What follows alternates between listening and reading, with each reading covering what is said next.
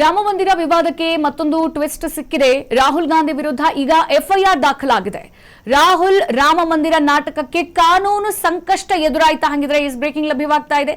ರಾಮ ಮಂದಿರ ದೇಣಿಗೆಯಲ್ಲಿ ಟ್ರಸ್ಟ್ ನಿಂದ ಕೋಟಿ ಕೋಟಿ ಲೂಟಿ ಹೊಡಲಾಗಿದೆ.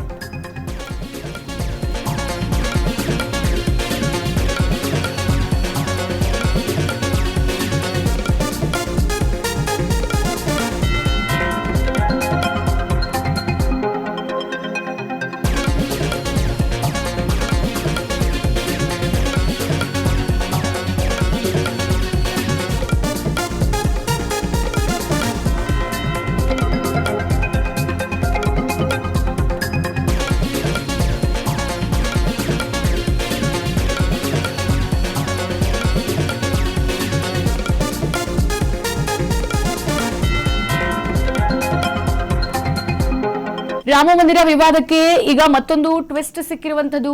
ರಾಹುಲ್ ಗಾಂಧಿ ವಿರುದ್ಧ ಈಗ ಎಫ್ಐಆರ್ ದಾಖಲಾಗಿದೆ. ರಾಹುಲ್ ರಾಮ ಮಂದಿರ ನಾಟಕಕ್ಕೆ ಈಗ ಕಾನೂನು ಸಂಕಷ್ಟ ಎದುರಾಗಿರುವಂತದ್ದು.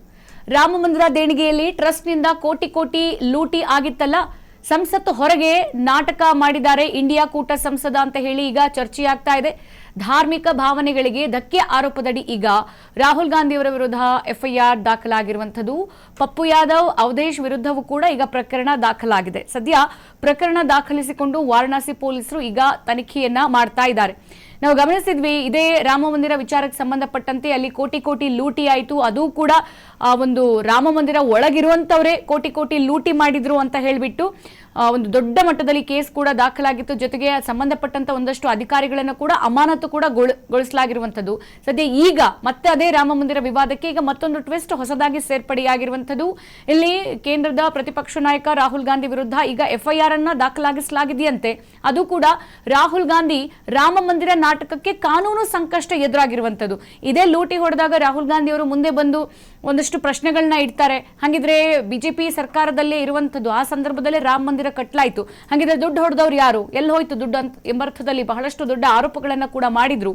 ಈಗ ರಾಮ ಮಂದಿರ ದೇಣಿಗೆಯಲ್ಲಿ ಟ್ರಸ್ಟ್ ನಿಂದಲೇ ಕೋಟಿ ಕೋಟಿ ಲೂಟಿ ಆಯ್ತಲ್ಲ, ಅದು ಕೂಡ ಟ್ರಸ್ಟ್ ಒಳಗಿದ್ದವರೇ ಲೂಟಿ ಹೊಡೆದ್ರಲ್ಲ. ಈಗ ಆ ವಿಚಾರಕ್ಕೆ ಸಂಬಂಧಪಟ್ಟಂತೆ ರಾಹುಲ್ ಗಾಂಧಿ ಅವರು ಒಂದಷ್ಟು ಕೊಟ್ಟಂತ ಹೇಳಿಕೆಗಳಾಗಿರ್ಬೋದು, ಮಾಡಿದಂತ ಪ್ರತಿಭಟನೆಗಳು, ಆ ವಿಚಾರಕ್ಕೆ ಸಂಬಂಧಪಟ್ಟಂತೆ ಸಂಸತ್ತು ಹೊರಗೆ ನಾಟಕ ಮಾಡಿದಂತಹ ಇಂಡಿಯಾ ಕೂಟ ಸಂಸದ ಅಂತ ಹೇಳಿ ಈಗ ರಾಹುಲ್ ಗಾಂಧಿ ವಿರುದ್ಧ ಎಫ್ಐಆರ್ ಕೂಡ ದಾಖಲಾಗಿರುವಂತದ್ದು. ಸಂಸತ್ ಕಲಾಪ ನಡೀತಾ ಇದ್ದಂತ ಸಂದರ್ಭದಲ್ಲೂ ಕೂಡ ಬಹಳಷ್ಟು ವಿಚಾರಗಳನ್ನ ರಾಹುಲ್ ಗಾಂಧಿ ಅವರು ಎತ್ಕೊಂಡು ಇಲ್ಲಿ ಕೇಂದ್ರ ಸರ್ಕಾರದ ವಿರುದ್ಧ ಬಹಳಷ್ಟು ಆರೋಪಗಳನ್ನ ಕೂಡ ಮಾಡ್ತಾ ಇದ್ರು. ಅದರಲ್ಲಿ ಒಂದು ನೀಟ್ ಪ್ರಶ್ನೆ ಪತ್ರಿಕೆ ಆದ್ರೆ ಮತ್ತೊಂದು ಕಡೆಗೆ ರಾಮ ಮಂದಿರ ಕೂಡ ಆಡ್ ಆನ್ ಆಗಿತ್ತು. ಹಾಗಾಗಿ ಧಾರ್ಮಿಕ ಭಾವನೆಗಳಿಗೆ ರಾಹುಲ್ ಗಾಂಧಿ ಅವರು ಧಕ್ಕೆ ತಂದಿದ್ದಾರೆ ಎಂಬಂತಹ ಆರೋಪದ ಮೇಲೆ ಎಫ್ಐಆರ್ ಅನ್ನ ದಾಖಲು ಮಾಡಲಾಗಿದೆ. ಹಾಗಾಗಿ ಇಲ್ಲಿ ಪಪ್ಪು ಯಾದವ್ ಮತ್ತೆ ಅವಧೇಶ್ ವಿರುದ್ಧವೂ ಕೂಡ ಕೇಸ್ ದಾಖಲಾಗಿದೆ. ಸದ್ಯ ವಾರಣಾಸಿ ಪೊಲೀಸರು ಕೇಸ್ ದಾಖಲಿಸಿಕೊಂಡು ತನಿಖೆಯನ್ನು ನಡೆಸ್ತಾ ಇದ್ದಾರೆ.